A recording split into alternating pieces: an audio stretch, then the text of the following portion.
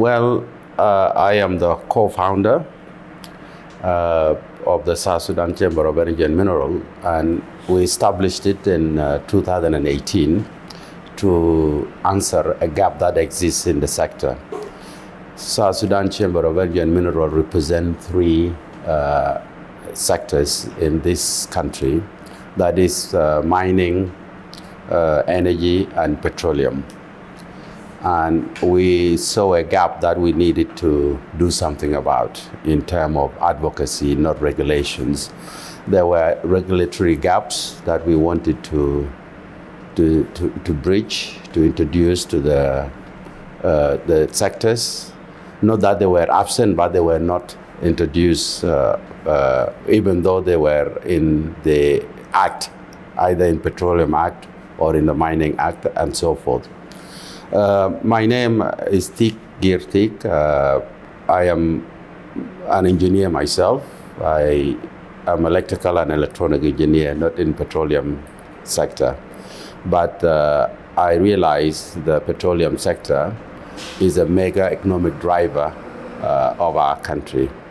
And it's something that we should treat with care and to take control of. And the only way we can take control of such sector is putting our regulations in place adequately. And that's exactly what we wanted to do with some of my colleagues.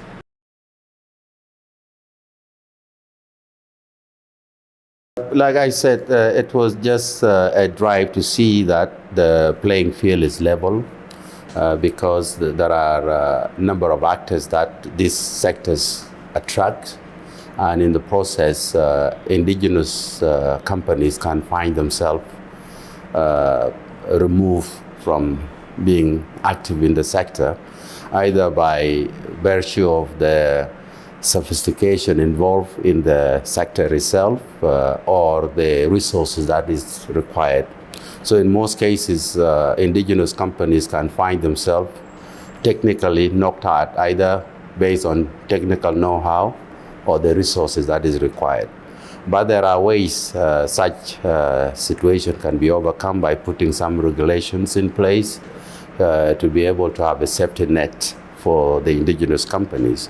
And that is exactly what we wanted to do.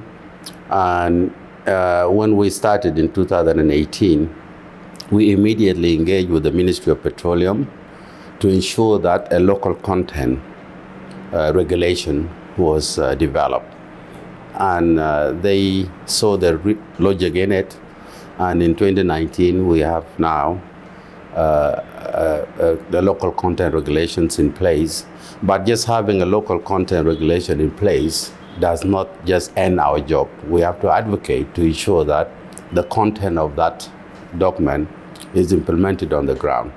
So we continue to engage with the relevant actors to ensure that our local indigenous companies can have a safety net in place.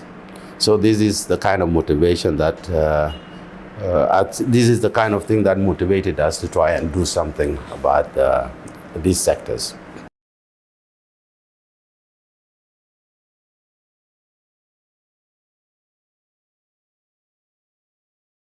Well, with our partners, which are the main actors in those three sectors, that is Ministry of Petroleum, Ministry of Mining, and Ministry of Energy, we are engaging with them to raise awareness in those three sectors, separately, of course. We had planned to stage a conference this year, first starting with mining. Initially, it was scheduled for April, but it's likely to be a little bit later on due to some other conflicting events that are happening in the region, according to the Ministry of Mining. And then we had to plan also to do similar thing with Ministry of Petroleum. It's more like an investment conference to showcase the opportunities that exist in the sector or the gap that need to be bridged, etc. And is more or less also bringing everybody on board to see that there are opportunities that individual from within the country can invest in or engage in that regard. So we have 3 events that we plan to roll out this year, but in partnership with the relevant line ministries, of course. Yeah.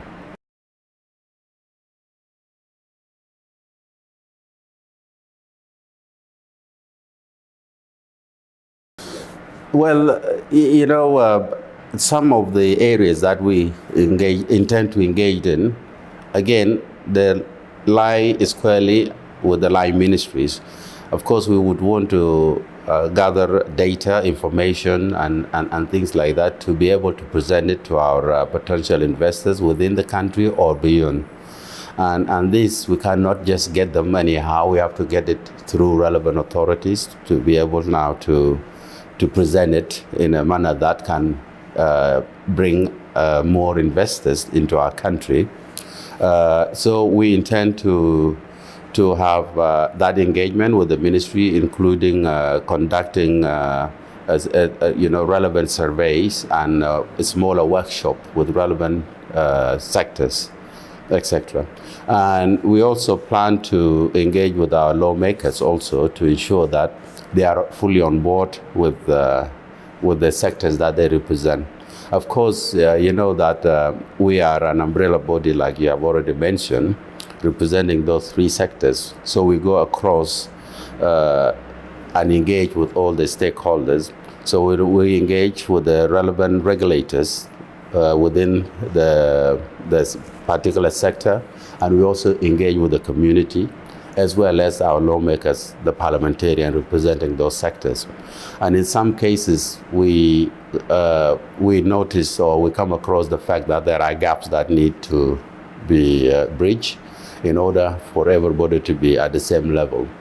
And that's exactly what we intend to do this year.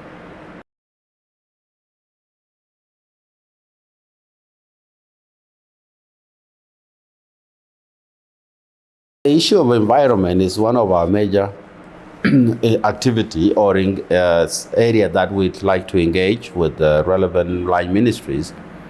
The chamber itself has, besides engaging with the regulators and operators to ensure that they are at the same level, our main 3 areas that we advocate on among all the stakeholders is, 1, the local content that I mentioned earlier, that brings all of them to ensure that they comply with certain quotas and national regulations to fulfill their local content requirement. 2 is the issues of corporate social responsibilities to ensure the communities where those resources are exploited also benefit by being provided with basic essential, basic educational requirement for their children, basic health care for their families, and clean drinking water, which is a must in some of these areas that is resource rich. So this is not too much to ask from those from those actors, both the regulator and the operators. And 3rd, and the final one, is the respect for the environment.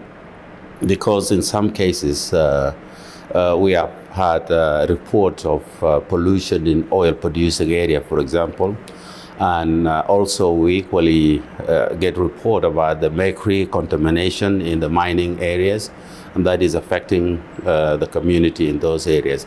So these are the basic regulation requirements that we like to engage with the relevant authorities to ensure that certain measures are put in place for the respect of environment. One thing that we have to be mindful of, the issues of environment are no longer local problem. They are now a global problem, or they have been a global problem, but they have not been taken seriously.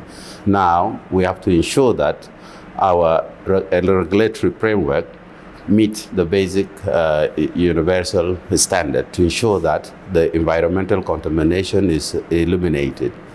And that's exactly what we're trying to do, to engage with relevant authorities to put those measures in place.